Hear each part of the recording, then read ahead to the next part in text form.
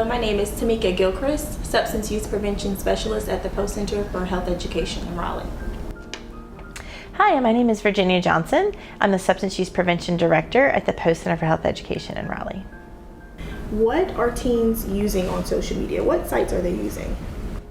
Well, what's more important than what they're using, it's not what other teens are using, it's what your child is using. And it's so important for parents to understand what is their child doing, what channels are they on, how are they communicating with their friends, how are they using those channels? Because every child is different, and they're going to maybe on this channel with this group of friends and that channel with that group of friends. But talk with them, help empower them to be smart users.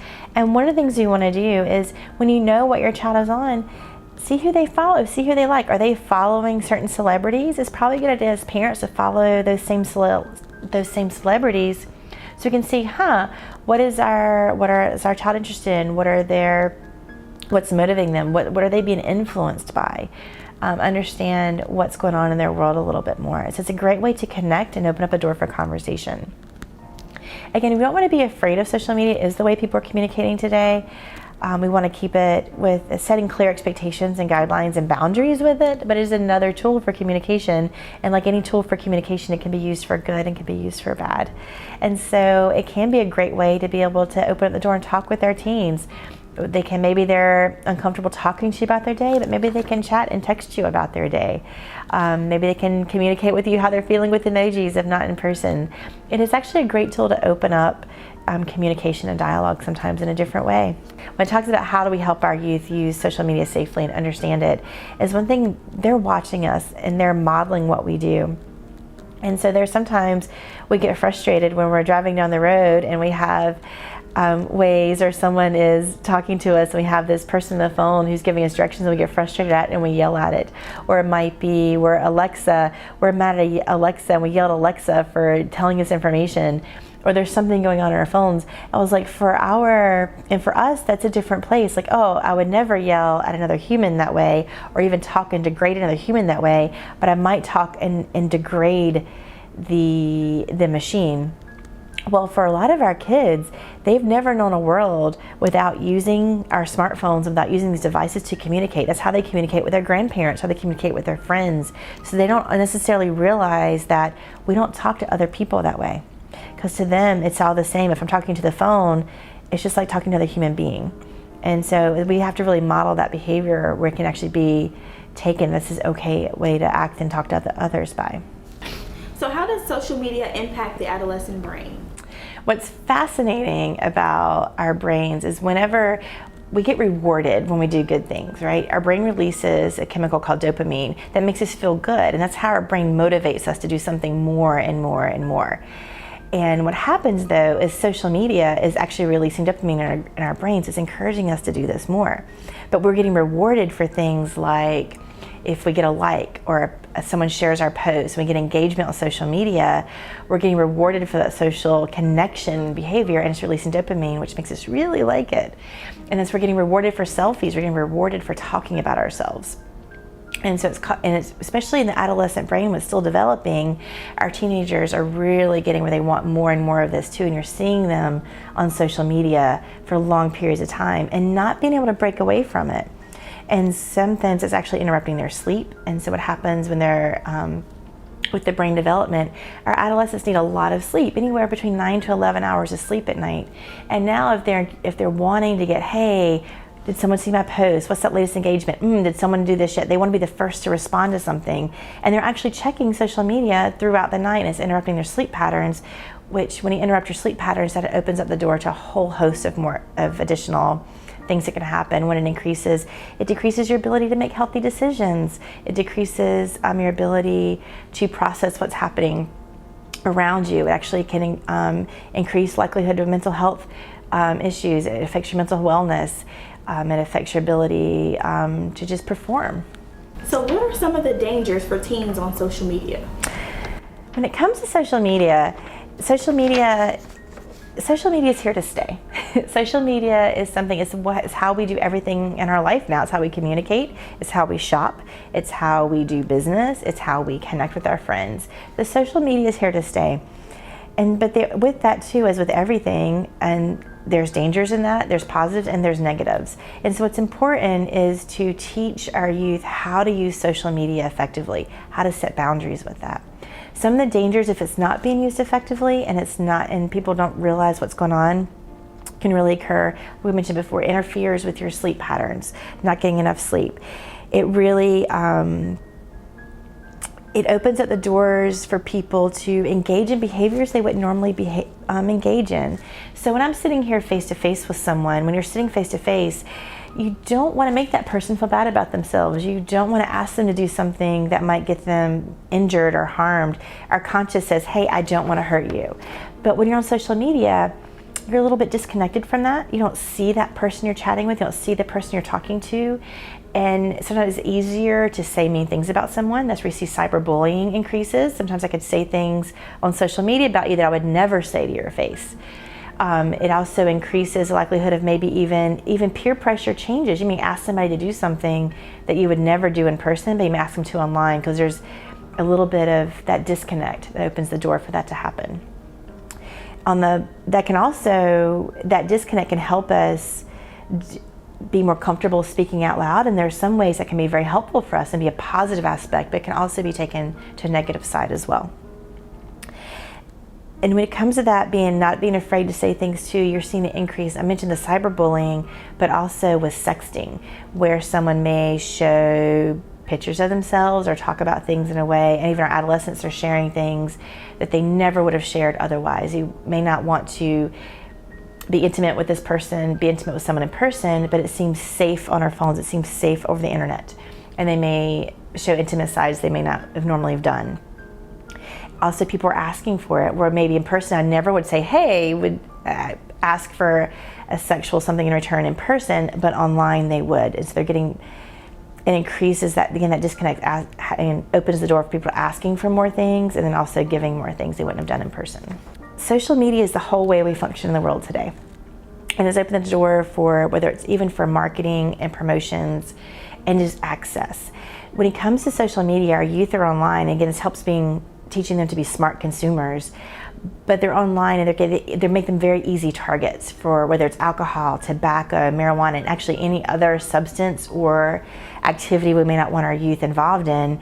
They're easy targets for that, for marketing, promotions, ads, campaigns. They're being bombarded. It's so easy to target by demographic, by age, by interest. And our teenagers are prime targets for getting ads for things we wouldn't normally want them to be seeing. So things they might be bombarded with, Juul ads or alcohol ads or marijuana ads, that we may be online as well, and we would never see them because we're not the target as the parent, but our teens are the target and they may be seeing these ads and they look very different. There's actually a lot of prevention things in place to actually limit the number of alcohol ads that can be out there, tobacco ads that are out there. They're limited on billboards of where they can be placed. They're limited on TV ads and magazine ads, but they're not limited on social media. There's so many ways around it, so they're getting a lot more access to ads that you wouldn't normally see. But it's not just the ads themselves, it's also access to buy. So it's very easy for our teens to buy things, to look, say, hey, where do I find this? Where do I find that too? Or being offered to buy things, no matter what the substance is, through social media channels. Great, yeah. So now I want to know, how can families support healthy social media use? So healthy social media use and healthy internet use is really important. One thing we talk a lot about is a lot of parents assume our children, they've been born and raised with technology and they know how to go in and out of our apps and in and out of everything and set up all of our technology for us. And they really know how to navigate social media well. However, just because we understand technology and we're born with it and we're native to it, doesn't mean we're digitally literate. So it's really important to make sure our youth are savvy internet users. They understand internet security. They understand the dangers in social media and internet use and understand how to be safe and use it effectively. Some of the things we want to talk about with that, with internet safety use, is we want to talk about, never posting personal information. We shouldn't have our location finders on. Other people shouldn't be able to find us. Making sure that you never meet someone that you've only met online. We find this is something for youth being propositioned, saying, hey, come meet me somewhere. They can set up opportunity for things to go wrong. And we find where this happens with young boys and young girls tends to vary a little bit. With our young gentlemen, it happens to be more in video games. They have so many video games where they're chatting and they're talking through Xbox, they're talking through their online games. And it's like, hey, I can meet you here and I can share more tips for how to level up in a game. And then it's just a way to connect, and youth don't even think about it. If you have a son who's like, hey, I can meet here and give you more gear for your game and you can level up, they jump on it. They're not thinking about the dangers or risks that might be associated with that. It's also important to teach them how to understand if there is rude or mean or cyberbullying going on or rude text happening. It's important to help talk to our youth about that and say, hey, don't respond to rude texts. Don't respond. Do not engage online in conversations and discussions and arguments. Ignore them and get rid of them. And really empower them. It's important to speak up and tell somebody. If you're being bullied, talk to someone, share it. So it's important to tell a trusted adult if you need to. And if someone is bothering you, if someone's harassing you, and to block them. It's important to block them. And sometimes it's hard for our teenagers to block something because then they're going to, hey, I don't know what's going on. I'm out of the conversation. I'm out of the loop. It's important to have that conversation. It's important to understand the privacy settings on our social media sites and how to set them. And not everybody needs to see everything. It's also important to teach our youth that nothing is truly private if it's online. If it's digital, there's a digital footprint and it can be found. So just because it's private, says it's private, doesn't mean it is private. And that we shouldn't be posting anything on social media that we don't want our grandma and our teacher and our boss to see. It should not be online. It's also never posting passwords, or never sharing passwords with anyone, even though it's only for a second for them to get into your phone, for a friend to do something. Oh, I just want to check into your social media account and look at something. It's really important to really teach the value of never sharing those passwords because it can open the door up for other things to happen. And disabling your location finders and not telling people where you're at. If you go on vacation, that's great. You're taking all these great vacation pics. Post them once you get back and not where you are step by step, and letting people know where you are and what you're doing. But the difference between digital native and digital literate is really teaching them and understanding what are the true dangers and benefits in the digital world around them and how to use it effectively. One of those things is being a fact checker. It's like, just because you see it online doesn't mean it's true. And that's one of where a lot of our teens get themselves in trouble, is they believe everything they see online. So having conversations of, well, how do we know this is true information? And number one is to double check everything.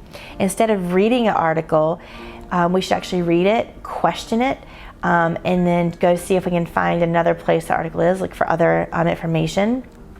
We talk about something called reading laterally, and that's where if you click on an article and you're reading about it, open up another tab. And once you open up the other tab, and then actually kind of go to those cited sources, see if you can find that information elsewhere, double check your sources. And then realize that if you Google something, the first thing that pops up doesn't mean it's the most valid. It doesn't mean it's the most means it's the best place for your resource. So look for trusted sites. Look for sites that are the .gov sites, the .edu sites, especially if you're looking for information about substances. There's a lot of myths out there. There's a lot of false information, especially around marijuana, tobacco, and alcohol. In general, do not trust the information that comes out there first. Don't click on anything that you see, and then avoid sharing files over social media and instant messaging as well. So this is all great information. I appreciate the information. I want to see if you can share a resourceful site that parents can get information from if they're looking for those trusted websites. One of the great places to go to is Common Sense Media. So when you go to Common Sense Media, it really does, they're updating it on a daily basis, I think. So you have Common Sense Media. You can actually type in any type of, whether it's a social media channel, it could be a movie, it could be a song, and it'll actually give you kind of the rating for that and why they're rating it that way and where they recommend the age to be on that site. And so it might be, they recommend it for 12 up or age 4 and up or 17 up. It also tells you why. It might be the language or the content or the violence. It gives you an idea On the social media channels, it does a really good job of how that site is used, both the good and the bad. So if a new social media channel is there you haven't heard of before, you heard your child is using it, or your child is talking about it with their friends, you can kind of go see how it's being used and how it can be misused. So how important do you think is youth input when we're implementing family contracts and rules within the family? Excellent. So family contracts are really important. One thing when we talk about other ways a family can prevent, or families can help really their youth understand how to be really social media smart consumers when it comes to social media, is having very clear guidelines and expectations for how we use social media. And some of those are actually having a family contract. One thing that's interesting is the number one thing our youth look up to their parents. They model our parents. They model our good habits and they model our bad habits. So as parents, we need to be ones that are modeling responsible use with our phones and with our social media use and online. And then as we're modeling that too, is having a contract for these are the things that we are going to do and not going to do as a family. And those contracts may include no phones at the dinner table. And if that's going to be part of your contract is no phones at the dinner table, that needs to be for everybody, not just the youth. Having things like maybe there's no phones after 9 o'clock. We talked about how social media impacts our sleep patterns, and because we have our phones and it's interrupting our sleep. So one of the rules that might be for your family is there's no phones after 9 o'clock or no phones after 8 o'clock, and all phones in the house have to be charged in a single location to help with that. It's important to also talk with youth when you're talking about your family contracts and how you're looking at social media of, at every age is a little different. Your rules for your 10-year-old may be very different than rules for your 17-year-old. And having your youth be a part of that conversation and what makes sense for have responsible guidelines is really important, and what makes sense for your family, because we know we have to use this a lot of times for their sports team, for their classes, they have to use social media. So social media isn't evil, it's not bad, it just needs to be used responsibly, and setting guidelines for that is so important. Some of the things that we talk about is understanding that there's a difference between privacy and secrecy. And so wanting to have a private conversation with your friend is one thing, but trying to hide and be secret and using a secret app to hide conversations is another story. So having conversations between the difference between privacy and secrecy with your teenagers are so important, and where those are. As parents, we want to respect privacy, but secrecy is maybe not something we want to allow when it comes to our social media use and in the family. As parents, we want to make sure that we are maximizing those opportunities around. So talk to your cell phone carriers, find out what your family plans can do. There's a lot of plans out there where you have 2 people on the plan or the lead plan owners, and any other people on the plan, if they want to download an app, if they want to do anything, they have to get permission. And so you'll get an alert saying, hey, my son has requested this game, and then you have a chance to look up the game, look it up on Common Sense Media, it's rated for what age, what's included in it, and then you can download it. The social media channel is something that, it's used for this and that, and maybe before you approve it, you have a conversation for how's he using this type of channel with their friends, and things like that.